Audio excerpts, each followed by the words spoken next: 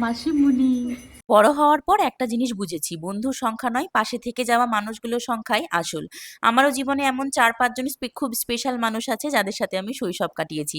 দুজন আছে আমার বেস্ট ফ্রেন্ড, যারা চাঁচলে থাকে, ওদের সদ্য সদ্য বিয়ে হয়েছে, ওদের সাথে তো এখন দেখা হয় না বললেই চলে। আর এরা কলকাতায় পড়তে এসে আমার জীবনের এমন একটা অংশ হয়ে গেছে যাদের জন্য আজও বাড়ির দরজা আর মন দুটোই সবসময় খোলা।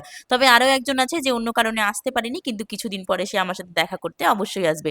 তো চলো আজকে তোমাদের দেখাবো সেই সুন্দর দিনের কিছু মুহূর্ত। দেখা করতে আসতে পারিনি বলে ভিডিও কলে কথা হয়ে যাচ্ছে। কলিং বেল বাজতেই দরজা খুললাম। দরজা খুলে ওদের হাসি মুখটা দেখেই মনে হয়েছিল আজকের দিনটা খুব সুন্দর কাটবে। তারপর শুরু হলো আমাদের আড্ডা, হাসি আর গল্প।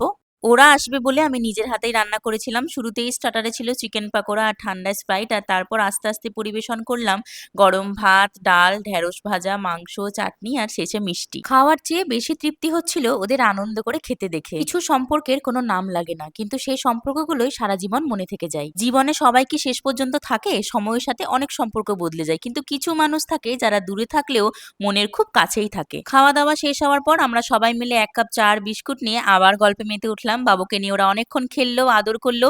হাসি ঠাট্টায় কখন যে বিকেলটা কেটে গেল সেটা টেরই পেলাম না। তারপর বিদায় নেওয়ার সময় এসে গেল। জুতো পরে বেরোনোর আগে ওরা বাবুকে একটা মিষ্টি করে টাটা বলল। দেখা হচ্ছে এমনই কোনো নেক্সট ব্লগে। ওকে, বাই।